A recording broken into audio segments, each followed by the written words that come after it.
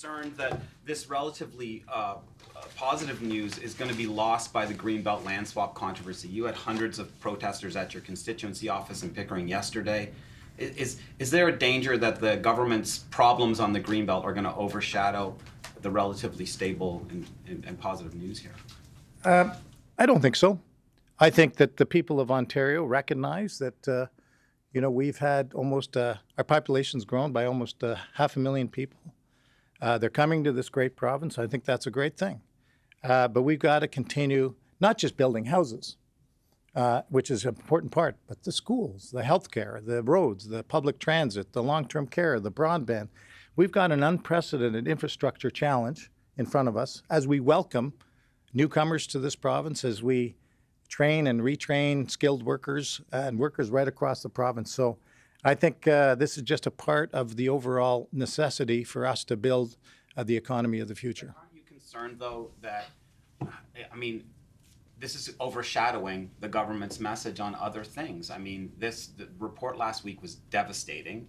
Bonnie Lysyk, who you guys used to lionize when she was when in opposition, now she's more of a pain in the butt to you guys, but she delivered a very, very tough report, makes the government look really bad. I think if you ask 100 people on Yonge Street right now what they thought, about 75 of them would say, Jesus, that doesn't sound good.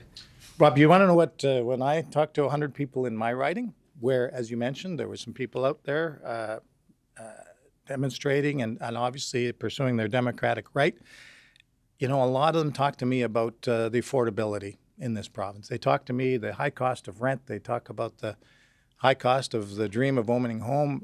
My riding has a lot of newcomers. So I talk to them all the time. The people on the street, the 100 people that I talk to say, build. We need schools. We need infrastructure. We need healthcare. We need public transit. We need houses built. We need a place to live. So that's what I hear, and that's why we're going to continue on our plan to build. You say you don't think anybody cares that the process was flawed? The AG's findings that there was a bias toward powerful developers? You're saying nobody cares about that? I didn't say nobody cares. What I did say is that we're going to continue our focus to make sure that we continue our responsibility to make sure the infrastructure is there. With regard to the report, as the Premier and Minister Clark have said, the 14 recommendations are 15. Out of 15 are important to pursue, and they've committed to follow those recommendations. Why not follow the 15th, though? That's actually a critical one, to actually acknowledge the process was flawed and to look at it and reconsider potentially. Why not follow that one and say to voters, okay, we made a mistake. We're going to revisit this. We're going to make sure we made the right decision. With 500,000 people coming to this province last year, and who knows what number that'll be this year, we have an absolute responsibility to the people of Ontario to continue to build houses. There's no question. So we've acknowledged, and the Premier and Minister Clark have acknowledged the process could have been better, without question, accepted those recommendations. But we're going to continue to move forward because it's an absolute crisis that we're in. We're in a housing crisis. And I don't want to stand, I don't think anyone wants to stand in front of you a year from now, 2 years from now, and say that we didn't get the job done. Minister, the largest section that was removed is in your riding. You've been there since 2018. You've had powerful, prominent positions within this government. Did any developer reach out to you to say, I want that land removed? They didn't, I haven't sat down with those developers in terms of talking about removing those lands. Certainly something but the mayor at the time and the council brought up, and many people brought up the fact that they've been advocating for over a couple of decades to get those lands developed. In fact, there was I believe, a commitment to start that process, and then according to these mayors, it wasn't real science, it was political science that those lands were removed. So this is something the municipality has been advocating for a long time. I'm sure the developers have been advocating for that for a long time, the people who own that land, of which I don't know the full list, but of course there must be many. But what I've heard consistently from the council, from the mayor, the previous mayors, is that, Pickering, along with a lot of other communities, is bursting at the seams. People are moving in. And let's remember, that land is, of course, between Finch and the 407 right next door to the largest city in Canada. So they want to get those houses built. So at what point did you find out that a significant portion of land in your riding was going to be removed from the Greenbelt? Or what did you say? Because I mean, I think a lot of people would say the finance minister, somebody who has tremendous power when it comes to the government, influence as well, would have said, hey, what's going on here? How did you select the land? So what level of involvement did you have when it came to the land in your riding to say, how did this process figure out this land?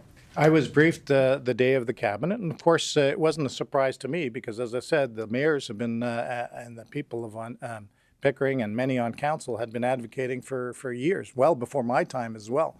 Did you agree to the removal of the deference route? You know, I support the government and I support the initiative to build at least 50,000 homes on the Greenbelt. I support that we've got to build a minimum of 1.5 million homes. And I'm concerned because if we don't get that done, it's going to put pressure, continue to put pressure on a range of affordable housing, the homelessness. We've got refugees coming to this province. We've been there to support that. I sat down with the regional chair of Durham on Friday, and he talked about the challenges with regard to refugees and people coming to Durham.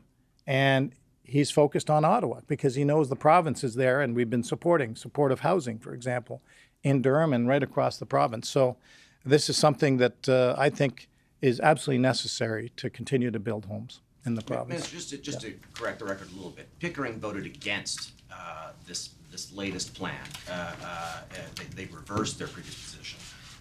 Durham Region says they weren't ready. They had no idea. They have other commitments, infrastructure commitments, that will meet their targets, by the way. There's all this land in Seaton that no one's building on yet. They could build instead.